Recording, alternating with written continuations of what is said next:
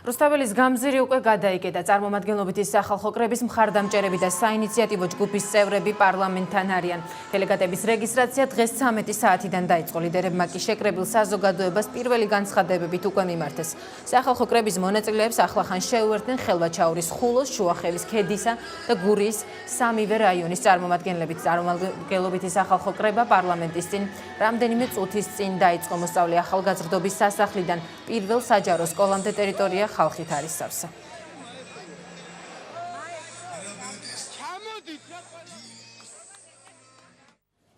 სახალხო კრებისთვის მზადება რამდენიმე თვის განმავლობაში მიმდინარეობდა საინიციატივო ჯგუფმა შეხვედრები როგორც დედაქალაქის ისე რეგიონების მოსახლეობასთან გამართა, თუმცა როგორია მთავარი დღე ამის შესახებ უკვე ჩვენი ჟურნალისტი ანა ბროლაძე ისაუბრებს. ანა, რა არის ლიდერების მთავარი გზავნილი და როგორია საზოგადოების მოლოდინი? ხატია ლიდერები ამ დრომდე ერიდებიან კონკრეტიკაზე საუბარს, თუ რა გაგრძელება მოუყვება პროცესებს. კრება უნდა დაწყებულიყო 3 საათზე, მაგრამ იმის გამო რომ რუსთაველის გამზირზე ხალხის ნაკადი არ წყდება, ხალხი უერთდება ჯერ კიდევ პროცესებს, არ დაწყებულა სახალხო კრება, გადაიწია დაწყებამ რამდენიმე წუთით ადრე პარლამენტის შენობის წინ ჯერ კიდევ მიმდინარეობს რეგიონული და ადგილობრივი დელეგატების რეგისტრაცია.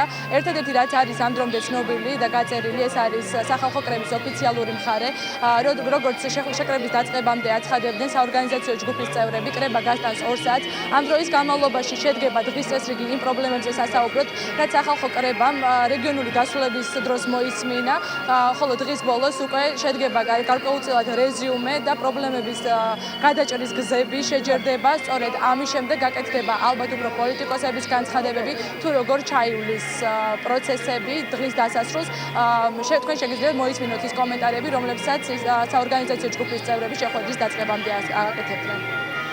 საერთო სახალხო კრება რა გადაწყვეტილებასაც მიიღებს, იმ გადაწყვეტილებას დავემორჩილებით. რამოდენიმე სცენარი არსებობს და იმის მიხედვით, კიდევ ერთხელ გავმეორდები, იმის მიხედვით თუ რა რაოდენობას ხალხი შეიკრიბება აქ, მიიღებს კრება გადაწყვეტილებას. ჩვენ დავიწყებთ შეუპოვარ ბრძოლას, რომელსაც მივიყვანთ ლოგიკურ დასასრულამდე. არა კანონიერი არის თვითონ ეს ხელისუფლება და ხალხის ნება და პირდაპირ დემოკრატიის გზით ხალხის ნების გამოვლინება არის, რა თქმა უნდა, ყოველთვის კანონიერი.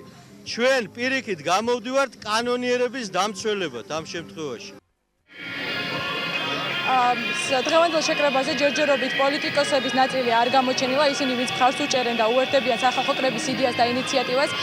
აქ უკვე მოვიდა დემოკრატიული მოძრაობა ერთიანი საქართველოს ლიდერი ქალბატონი ნინო ბურჯანაძე, ის ახლა ჩვენს გვერდითაა და ჩვენს კითხვებს უპასუხებს. ქალბატონო ნინო, რა იქნება დღევანდელ დღეს, რას პროგნოზირებთ და უდით თუ არა ხალხს ამ დაუდგენს?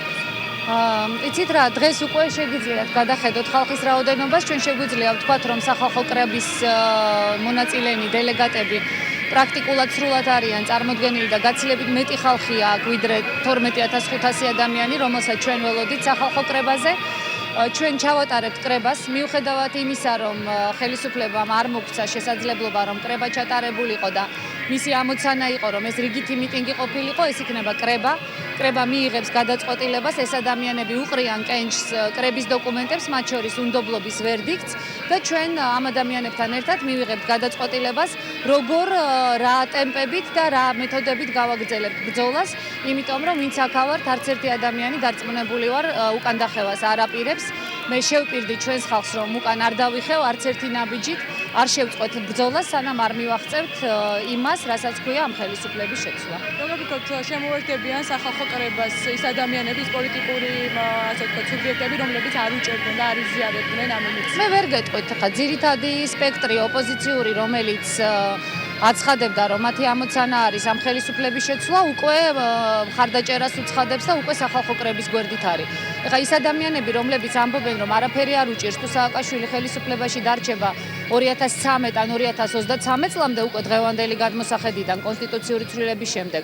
ალბათ მიიღებენ გადაწყვეტილებას, იქნებიან ხალხთან თუ გახდებიან სააკაშვილის სატელიტი პარტიები, რომლებიც მის წისქვილზე დაასხამენ წყალს. ნებისმიერ შემთხვევაში კრება სახალხოა და კრების კარი ღიაა ბოლომდე ყველა ადამიანისთვის და მე მინდა ყველა იმ ადამიანს, ვისთვისაც მნიშვნელოვანია საქართველოს ხვალინდელი დღე, ვუთხრა, რომ ჩვენ იმედი გვაქვს მათი მხარდაჭერის, ჩვენ იმედი გვაქვს მათი აქტიურობის, ვერც ერთ შემთხვევაში წარმატება ვერ იქნება მიღწეული, თუ ჩვენ დიდი ნაწილი ადამიანები სამზარეულოში ვიშვიშით შემოვიფარგლეთ, რომ რა ცუდია ეს ხელისუფლება და როდის შეიცვლება, არ შეიცვლება თავისით, თუ თითეული ჩვენგანი არ დავდექით ხალხის გვერდით და ამიტომ ბუნებრივია ველით ხალხის უფრო მეტ აქტიურობას. მოწოდებას არ ვაკეთებ, მაესტრო რომ არ ჩავაყენო უხერხულ მდგომარეობაში, მაგრამ ხალხს ნამდვილად ველით, რომ შიშს, უიმედობას, იმედგაცრუებას გადალახავენ და დადგებიან საკუთარი ქვეყნის და საკუთარი შვილების მომავლის სადარაჯოზე.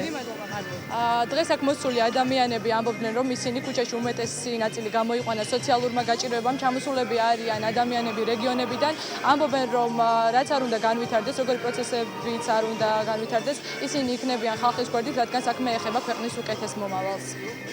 დღეს მოვედით იმისათვის, რომ სამართალმა იზეიმოს. ვარდების რევოლუციის დროს მიხეილ სააკაშვილის რაიონებში, რეგიონებში აქ ყველგან გვერდში ვედეგე.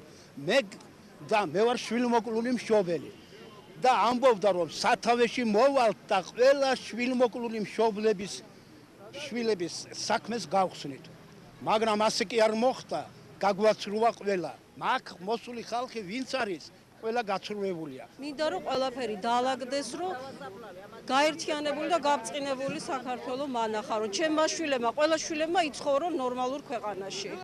შეკრება ჯერ არ დაწყებულა, შესაბამისად რთულია იმის განსაზღვრა, როდის დასრულდება სახალხო კრება, როგორც დაგეგმილი იყო, როგორც წეღან უკვე გითხარით, გაწერილი არის ფორმალური მხარე და ის გულისხმობს 2 საათს, მაგრამ ალბათ გადააჭარბებს ხალხის რაოდენობის და გამოცვალების სიტყვიდან გამომდინარე, სწორედ ამის შემდეგ გაირკვევა თუ რა გადაწყვეტილებას და რა კონკრეტულ რეზოლუციას მიიღებს სახალხო კრება უკვე დღის ბოლოსთვის.